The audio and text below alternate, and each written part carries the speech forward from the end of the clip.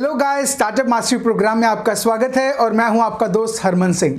Guys, आज हम बात करेंगे हायरिंग के बारे में। हायरिंग एक ऐसी चीज़ जहां पर आप को फाउंडर के बाद सोचते हैं कि ऐसी कुछ टीम बने, ऐसे आपके कुछ पिलर्स रेडी हों जो आपकी जिम्मेवारी को संभाल पाएं, जिसके लिए हम लोग करते हैं कुछ एक्सपर्ट लोगों को हायर। और मैं एंटरप्रेन्योरशिप का सबसे पावरफुल टूल मानता हूं कि इसके अंदर एक कैपेबिलिटी है कि ये जॉब क्रिएट कर सकता है। अगर आप कहीं पर जॉब करते हैं तो सिर्फ आप अपनी देखभाल करते हैं और अपनी फैमिली की देखभाल करते हैं, पर अगर आप एक स्टार्टअप स्टार्ट करते हैं तो आप अपने साथ कई सारे लोगों को जोड़ते हैं और कई सारी जॉब्स को क्रिएट करते हैं। ये सबसे बड़ी पावर है एंटरप्रेन्योरशिप की।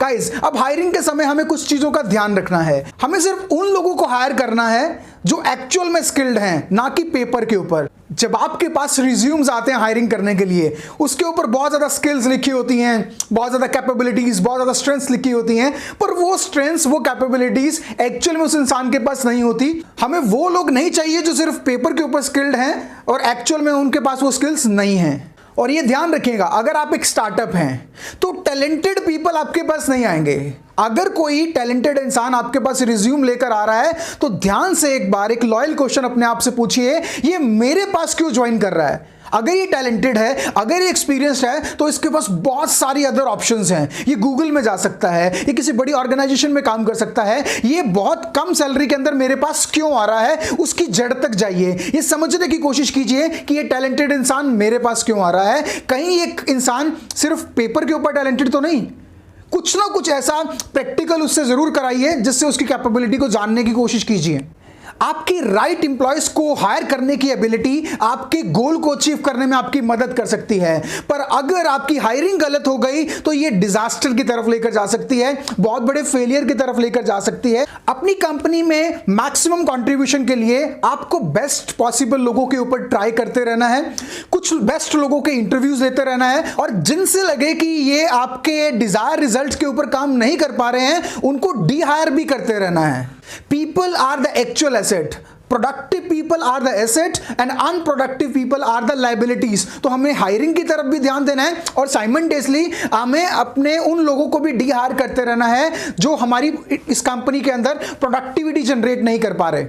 मैं हायरिंग करने का आपको एक पैटर्न बताता हूं। अगर आप एक एंटरप्रेन्योर हैं, अगर आप अपनी स्टार्टिंग स्टेज पर हैं, इनिशियल स्टेज पर अगर आपको नहीं पता कि मैं किन लोगों को हायर करूं और कौन से लोग मेरे गोल को अचीव करने में मदद कर सकते हैं, तो आपको क्या करना है, आज पेपर के साथ बैठना है, एक पेन और पेपर के साथ बैठना है, और जिस भी आइडियल पोजीशन के लिए आप किसी एक इंसान को हायर करना चाहते हैं तो उस पर लिखिए कि जिसे आप हायर करने वाले हैं उसके अंदर कौन कौन सी स्किल्स होनी चाहिए, उसका एज क्राइटेरिया क्या होना चाहिए, उसके अंदर कैपेबिलिटीज कौन सी होनी चाहिए, उसके पास स्किल्स कौन सी होनी चाहिए, किन किन एडवर्सिटीज के अंदर वो इंसान काम करने लायक होना चाहिए। और इन सभी पैरामीटर्स को ध्यान रखना है उस समय जब आप किसी भी एक इंसान के सामने बैठे हों और उसका इंटरव्यू ले रहे हों।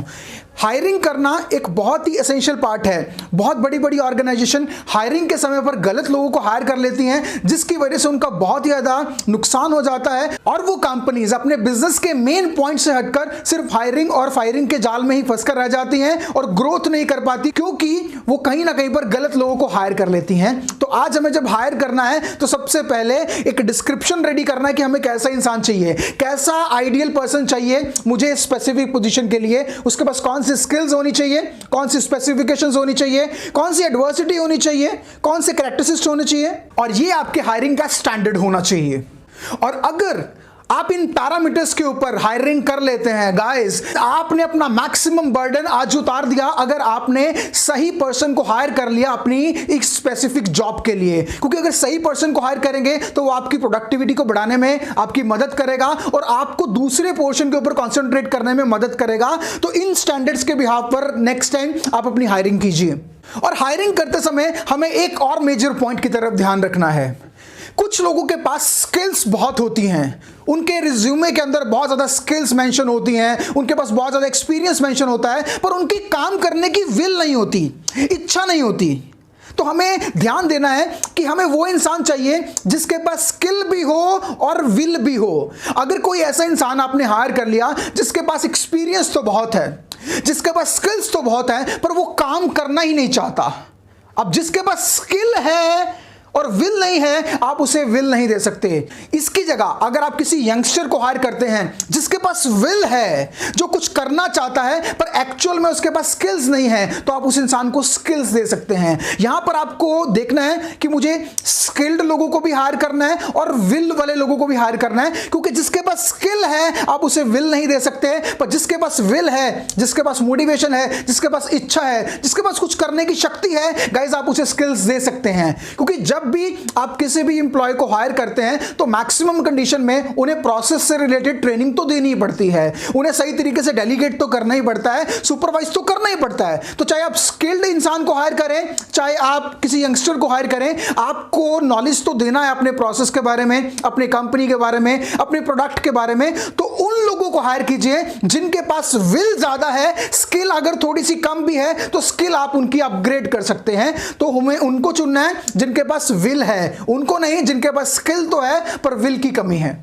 और जहां तक बात करूं मैं स्टार्टअप्स के बारे में, जब स्टार्टअप्स के अंदर हायरिंग की जाती है तो स्टाफ बहुत कम होता है, हमें बहुत कम स्टाफ को रखना होता है, पर उनकी प्रोडक्टिविटी इतनी ज्यादा होनी चाहिए कि हम अपने डिजायर गोल तक पहुंच पाएं। तो हमें सबसे पहले दो चीजों का ध्यान रखना है। सबसे पहले हमें अपने आप से पूछना है, मेरे अंदर और मेरे को फाउंडर के अंदर कौन कौन सी स्किल्स हैं, और ऐसी कौन सी ऑपोजिट स्किल है जो अभी हम दोनों के पास नहीं है। जिस स्किल को अचीव करने के लिए हमें एक स्पेसिफिक पर्सन चाहिए जो हमारी मदद कर सके उस पर्टिकुलर एरिया में मास्टर होने के लिए।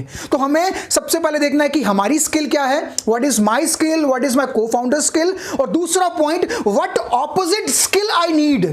मेरी कंपनी को, मेरे ऑर्गेनाइजेशन को, मेरे सिस्टम को, क्या मार्केटिंग में कोई इंसान चाहिए, क्या एचआर में कोई इंसान चाहिए, क्या फाइनेंस में कोई इंसान चाहिए। हमें देखना है ऐसा कौन सा एरिया है जहां पर हमें एक ऐसे इंसान की जरूरत है जहां पर हमारे पास स्किल्स सफिशिएंट नहीं है, तो हमें ऑपोजिट स्ट्रेंथ को हायर करना है, चाहे वो किसी भी डिपार्टमेंट में हो। अगर मैं अपनी बात करूं तो मैं सेल्स में अच्छा हूं, मैं मार्केटिंग में अच्छा हूं, तो मुझे कौन इंसान चाहिए, मुझे मैनेजमेंट में चाहिए। अगर आप मैनेजमेंट में बहुत अच्छे हैं और आपका को फाउंडर मार्केटिंग और सेल्स में बहुत अच्छा है, तो आपको कोई एक ऐसा इंसान चाहिए जो आपके फाइनेंस को संभाल पाए। अब आपको अपने बिजनेस के अकॉर्डिंग देखना है कि कौन सी स्किल्स आपके पास हैं और कौन सी ऑपोजिट स्किल्स आपको चाहिए, और उन्हीं पैरामीटर्स के बिहाफ पर, उन्हीं चेकलिस्ट के बिहाफ पर आपको हायरिंग करनी है और उन लोगों को हायर करना है जो पैरामीटर्स अभी हमने आपसे शेयर किए। अगर आप इन पैरामीटर्स को फॉलो करते हैं तो बहुत ही कम नुकसान आपका होगा और सही लोग, सही माइंडसेट वाले लोग आपके साथ जुड़ पाएंगे।